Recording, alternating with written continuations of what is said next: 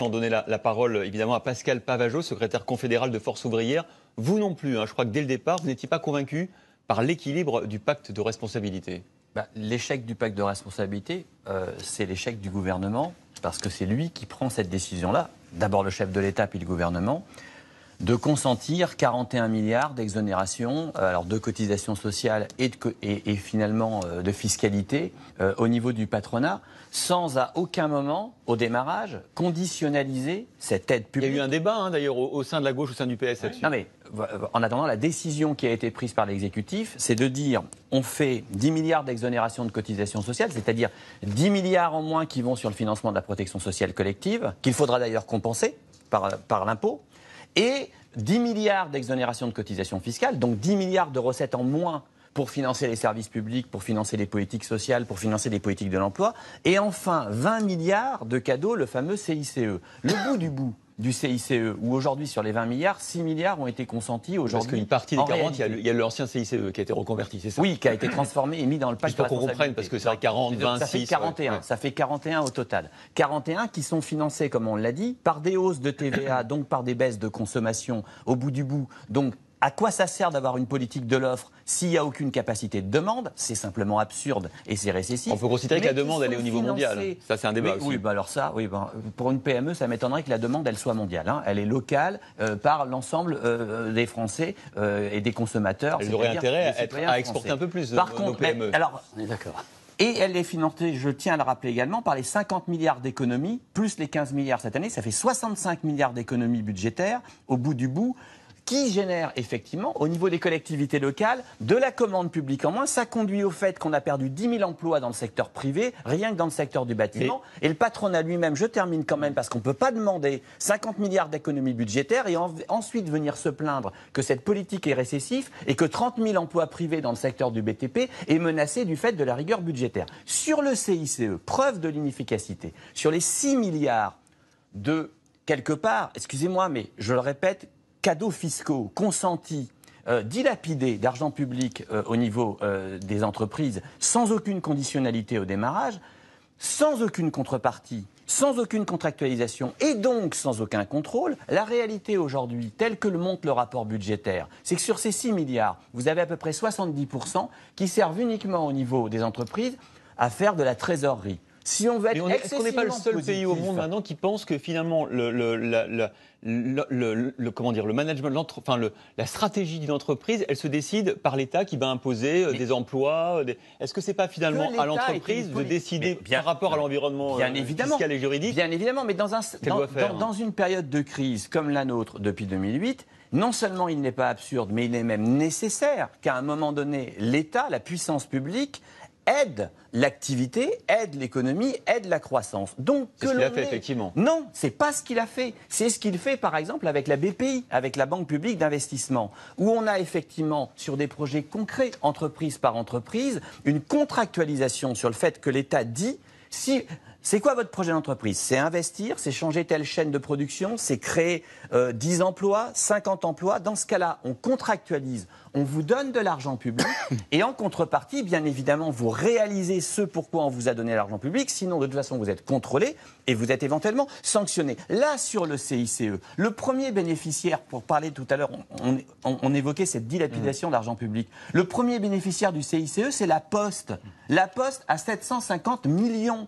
On utilise l'argent de la nation pour donner à la Poste 750 millions et le bout du bout, c'est que qu'est-ce que fait la Poste avec ces 750 millions? Elle ferme des bureaux de poste partout en France et elle supprime des effectifs. Enfin, je veux dire, vraiment, on est dans l'absurdité totale. Le décor est planté. Merci Pascal Pavageau. Il y a deux choses. Il y a sur l'histoire des négociations de branche liées au pacte de responsabilité. À un moment donné, on est dans la vaste fumisterie. Aujourd'hui, il n'y a pas de négociation spécifique liée au pacte de responsabilité. Le pacte de responsabilité, c'est une décision de l'exécutif qui accorde 41 milliards d'exonération ou fiscale ou d'exonération sociale. Et ensuite, on demande aux bénéficiaires de ces exonérations d'ouvrir des négociations, soi-disant, pour créer par magie de l'emploi. Mais ni la CGPME ni le MEDEF non de baguette magique, même coûtant 42 milliards, pour dire je crée de l'emploi. Ce qui crée de l'emploi, c'est la croissance. Donc ces négociations sont complètement illusoires en fait. On nous parle de la métallurgie, de la chimie. C'est du cinéma. D'abord, c'est du cinéma. C'est simplement le fait d'accélérer un calendrier de négociation qui avait déjà été acté et qui est maintenant estampillé un peu plus rapide et pacte de responsabilité. Mais d'abord, c'est vrai, ça mais attendez, moi je suis ravi parce que ça n'a absolument aucun sens. Donc c'est bien l'échec. Ce que dit le ministre Macron, c'est que cet échec-là, c'est un échec puisqu'il est le père de la CICE, de la Macron économie. Cet échec-là, c'est un échec du pacte de responsabilité consubstantiel je suis pacte totalement... de responsabilité. Jean-François Roubon, on le laisse répondre, après je vous redonne la parole. Je suis d'accord, moi je suis d'accord avec FO, ce que dit FO, c'est ce que je dis aussi, à savoir, c'est pas le pacte de responsabilité qui va créer de l'emploi. Aujourd'hui, je n'ai jamais porté de pins, d'1 million d'emplois. Je dis simplement, c'est la seule stratégie... C'est le MEDEF, hein. C'est la seule stratégie, au bout de quelques années, on soit en capacité, en ayant augmenté nos marges, de créer de l'emploi. Il n'y a pas d'effet direct, je l'ai toujours dit. Donc vous n'avez jamais fait de fausses promesses au gouvernement. Vous avez jamais... Vous pouvez le vérifier. Je pouvez le vérifier. J'ai dit, dans la mesure du possible, je vais essayer de voir ce que l'on fait et je travaille là-dessus avec des branches pour leur dire qu'est-ce que l'on peut faire. Est-ce que l'on peut éviter de licencier? Pardon? Est-ce qu'il est plus honnête que Gattaz, Jean-François Roubon? Écoutez, je pense qu'il éternue moins que le président du MEDEF, mais objectivement, le président du MEDEF, depuis 2 ans, éternue. Le gouvernement lui amène un mouchoir en soie. C'est normal que M. Gattaz devienne enrhumé compulsif de façon systématique. Tant que je gagne, je joue. On disait tout à l'heure sur la simplification, tiens, M. Macron, par exemple, sur l'histoire de la pénibilité, va faire un groupe de travail, étonnant, avec des patrons. Vous regardez ce qui se passe sur la simplification, toujours dans une logique compétitivité ou flexibilité. On a un conseil dit de simplification. Du jour au lendemain, ce conseil de simplification fait 2 fois 50 mesures dites de simplification pour alléger à nouveau les charges pesant sur les entreprises. Ou les contraintes administratives. C'est pas pareil.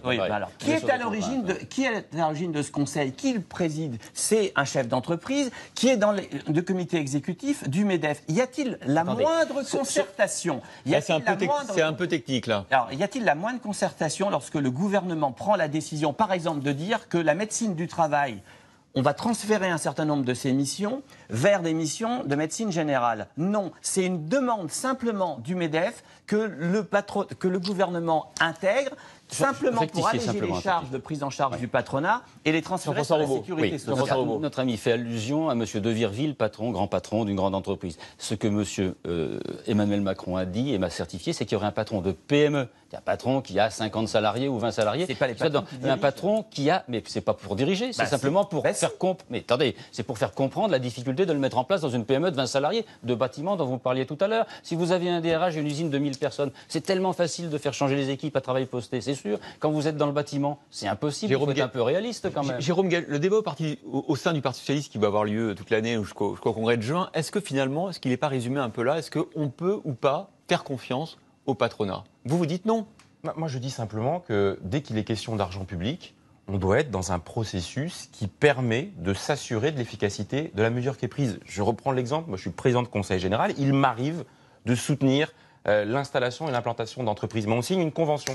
Là, très récemment, j'ai une entreprise qui n'a pas respecté la convention, elle rembourse l'argent au Conseil général. Donc pourquoi ne pas avoir des dispositifs qui permettent de s'assurer de l'efficacité? Je vais vous le retourner. Et moi, je voudrais mettre aussi en discussion les 350 milliards que les entreprises donnent à l'État pour son budget. Ça aussi, je voudrais le remettre en cause. À quoi il sert? Comment on les donne pas? Bien sûr, on nous les prélève. Ça s'appelle l'impôt. Voilà, c'est un acte citoyen pour les entreprises comme pour les... Puisque vous voulez discuter l'argent que vous me prêtez, moi je voudrais discuter l'argent que je donne aussi. Et c'est une bonne... Ça, vous pouvez le faire tous les 5 ans à travers votre vote. Justement, écoutez, encore 3 ans. C'est une bonne conclusion. Merci Jean-François Roubon, Pascal Pavageau et Jérôme Gall d'avoir défendu vos points de vue de manière musclée. Merci à vous d'avoir assisté à ce rendez-vous politique. On se retrouve la semaine prochaine, même lieu, même heure.